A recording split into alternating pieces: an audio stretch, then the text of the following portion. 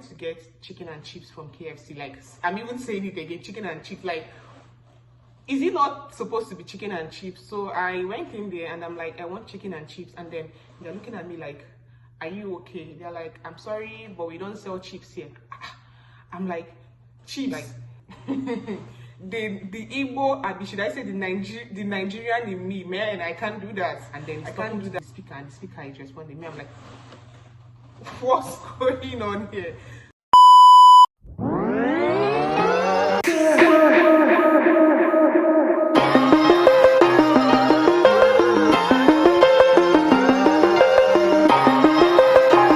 Hey guys, welcome back once again to my channel. It's your girl Lauren, and today's video, hey, I can't even wait to like dive right into the video. But before that, please, if you are watching this video right now and you are yet to subscribe to my YouTube channel, please kindly click on the subscription button. In today's video, I'll be sharing with you guys some cultural shocks I've experienced since I got here in Canada.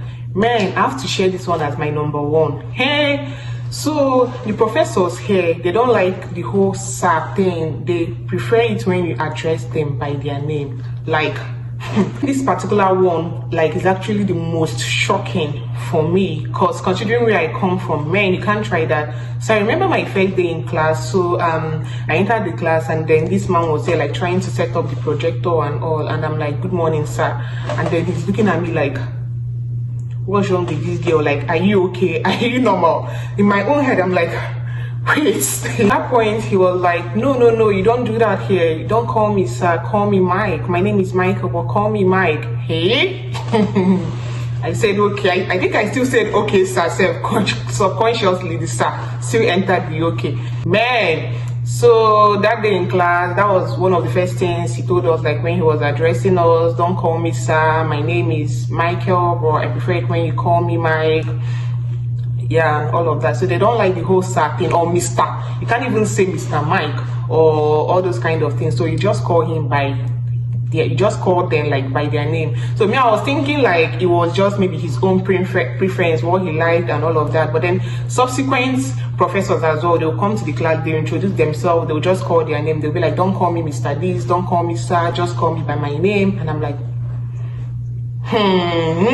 can this ever happen in Nigeria? Like, so at times I still find myself like going back to the whole sir thing. Maybe if I have a question subconsciously, sir, you know, I still do it. But then it seems other students have gotten used to that, because you hear them Mike, and I'm like, the Igbo, should I say the Nigerian in me, man, I can't do that. I can't do that. Instead, I raise up my hand or something, but I can't find myself doing the whole Mike thing, or, you know, calling them by their name. Yeah, maybe I might adjust with time, but for now, like, I don't see myself doing it. Another thing that they do here that was actually very shocking to me when I arrived was the fact that they always hold the door for each other. Like, let's take for instance now, you're about leaving a supermarket or you're about leaving the mall, and then someone else is coming or someone else is about stepping out. Like, you just have to like hold the door for the person, then the person steps out. Even in class, maybe you're about stepping out or you're about coming in and your professor is leaving or whatever, he has to like hold the door for you to pass. Like, it's not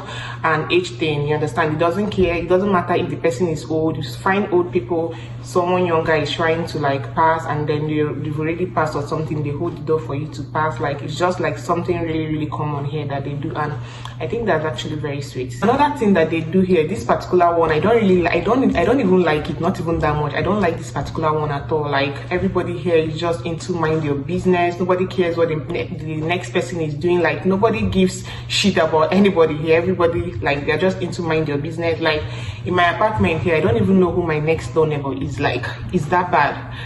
I don't know who my next door neighbor is. I don't even know, what am I even saying? I don't even know anybody living in this apartment. Even maybe when you're about stepping out and someone else is coming, they're not even send you. They're just going on about their business. And I don't think that's something that happens like where I come from. Like, you find you relate very well, like with your neighbors, with your fellow tenants or whatever. Like, you guys have a very good relationship and all of that. So this one is not that now maybe you're bored, let you just quickly go to your neighbor's house so you guys can gist or almost here, or you all man to your tent or Israel. Another thing here is their food.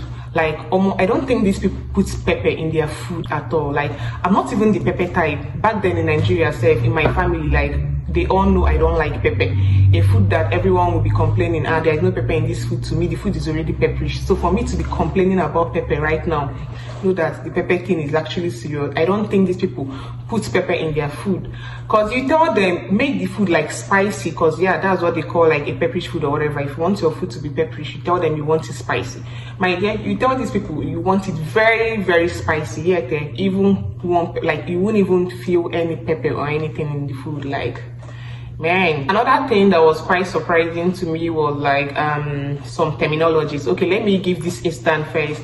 So the other day I wanted to get chicken and chips from KFC. Like, I'm even saying it again, chicken and chips. Like, is it not supposed to be chicken and chips? So I went in there and I'm like, I want chicken and chips. And then they're looking at me like, are you okay? They're like, I'm sorry, but we don't sell chips here. I'm like, chips that I'm seeing you sell to other people right now, you're telling me you don't have chips here? Like, I was saying it in my head, I'm like, like, I had to like literally point to what someone else had. They're like, oh, fries. Hey God, at that point I was actually embarrassed. I wouldn't even lie, I was actually embarrassed. I'm like, yeah, I want fries and chicken. But where I'm coming from is chicken. You want to tell anybody you want chicken and chips, like, they already get the drill. Like, you want chicken and chips, like fried potatoes and all of that. So here, if you tell them you want chips, they'll be looking at you like, we don't know what you're talking about. So it was when I was narrating the incidents to my friend, they now started laughing at me. They're like, what they know as chips here is like our normal regular plantain chips, like all these ones that we do sell in packets in Nigeria and all of that. That's what they know as chips here. But if you want the normal regular KFC chicken and chips and you're telling them you want chicken and chips, man, sorry for you. So like, they call it fries. You tell them you want chicken and fries. So yeah, terminology say. Then another thing, you know what we call like restroom? I want to use the toilet, I want to use the restroom. Back then in Nigeria, what they call here is washroom. I want to use the washroom. Yeah. And then yeah, electricity. If they want to talk about electricity, they talk about power. Yeah, they talk about power.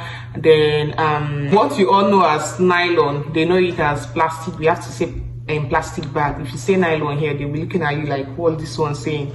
And then the normal, I want to go and get fuel or whatever, is gas. If you say fuel here, I don't know if they will understand you, Xiao, but what they all say here is gas. I need to get gas here. They call it gas. This particular one, I think after the whole calling professors by their name, this one was another one that shocked me. Yeah, like this one shocked me to my bone marrow. So the other day I went to Walmart, and then like Walmart is like what we call like ShopRite in Nigeria, is a shopping mall here. So I went there, and then after buying items, in Nigeria, after buying things, you have to like go to the cashiers, make your payment and all. And then I'm seeing like machines in different places. You go there, you scan your items by yourself, you make your payment by yourself, and that's it. You go. And then so now, like, the funny thing was that no one was even by the exits to like check. You know, back then in Nigeria, even though we have cashiers that you make all these payments to and all of that, when you're done shopping, like before you leave, you still have people that will like, they have to check your receipts to check if you have any item in your cart that you didn't pay for, you understand? But here, they don't have that kind of time. So you literally pick your items by yourself, you make your payments with the machines there, and you quietly walk out. They don't have anybody standing there to checkmate you like, did you pay for this one? Did you pay for where I'm coming from? Anyway, they all know they can't even try this particular one, because man, just one day into trying it, the supermarket will already be at loss, because I trust my people very much.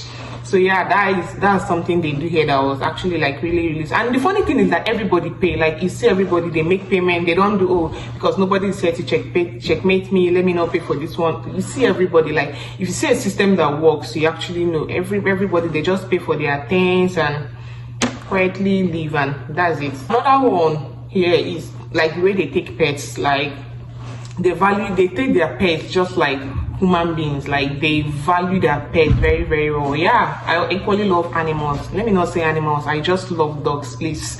If it's not dogs, count me out. Yeah, so like they take their pet like very, very. You see people, they are driving, you see their dogs by their front seats, you see them at the supermarket, they're there with their dogs. Like, yeah, they take like very good care of their animals, and like they take their animals like they are maybe their sibling or their child or whatever, but like they take good care of them very well. And I equally heard there's like a daycare here, because they said you can't just like leave your pet at home and then you're stepping out or something, maybe leave it alone at home and then you're going out. It's not allowed. It's either you're going out with the pet or maybe you're putting it in maybe a kind of daycare. I don't know for them. But that's what I heard, yeah. But yeah, the one I've personally experienced is that I've seen a couple of them, like so many of them. Anytime they're driving, you see them with their pets in their car. Then a couple of times that I've gone to the mall, yeah, you see them shopping with their pets and all of that, yeah. So about the daycare own, me, I don't know, but I know that they treat pets here like very, very, very, very well. And you can't even like, you don't even see them like just walking down the street randomly without anybody going with them or anything. You don't see stuff like that. You don't see it. They're always with their owner. This one, so last week Sunday I went to church, and I think I got there like 5 minutes or 5 minutes before mass. And then on getting to the church, like the reverend father, the priest, he was standing by the door, like he was the one holding the door for people to pass, you understand? And I'm like, isn't it meant to be the other way around? Like the priest is coming, like people will like have to open the door for the father or something. But this time around, it was the priest standing by the door, like holding the door for people to come in, greeting you and good morning, how are you? Man, it was actually quite surprising to me, because where I come from, I don't think so I've ever seen such happen. Yeah, let me not say it doesn't happen, but personally I've never experienced that. So yeah, it was actually very, very strange. I was surprised. I'm like, this KFC gist again. So there was this day a friend of mine wanted to get some things at KFC. So the next thing, he drove and then he stopped in one place. He actually mentioned that he wanted to get things from KFC driveway or something. Me, I didn't even understand what that meant, but I'm like, okay. The next thing, I saw something like a speaker there, and then he parked, and then he's talking to the speaker, and the speaker is responding. Me, I'm like, what's going on here? So he was actually laughing at me and all of that, but man, I was really surprised. So he was like, yeah, he's trying to like place his order. So basically you pass through the driveway. When you get to that point, you talk. I think there's always someone there 24 hours that like has to like respond, take your orders and all of that.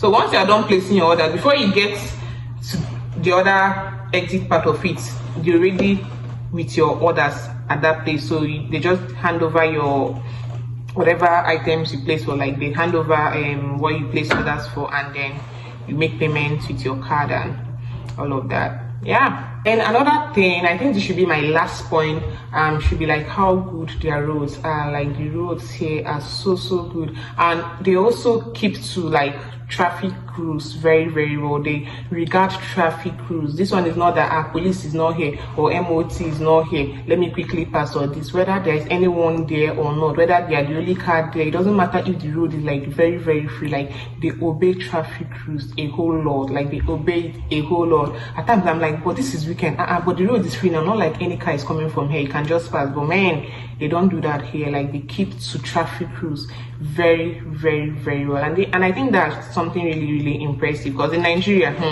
I know weekends serve, like people don't even keep to traffic rules during the weekdays, because they're like almost, it's not like all these MOT people or MOD workers, it's not like they're around. So you just drive for yourself so far as the road is free, but that's something they don't do here. Also, they have like some lanes, like emergency lanes. Yeah, so no matter how blocked a road is, no matter the kind of traffic, no matter how congested a road is, you would never see any vehicle pass through the emergency lane. Like never. You would, no, I'm telling you, no matter how congested, no matter how bad the traffic is, you won't see any vehicle pass through that emergency lane. Yeah, that's another thing that was actually quite shocking to me. Like, how will roads be blocked and then there is another road here? Why can't we just take it? But yeah, so guys, that's it for today's video. We finally come to the end of this video. Yeah, I think this is a video I will like have to keep doing from time to time. Maybe the next time I'll be recording something like this, I would invite some friends over so that as I'm sharing my own experiences, they will also like get to talk about theirs and all of that. So please, as usual, please kindly like this video and comment. And if you're in Canada too, I would like to know in the comment section like some things that were quite shocking to you when you first got here in Canada. And please, if you are yet to subscribe to my channel, please kindly click on the subscription button. Yeah, I'll catch you guys next time.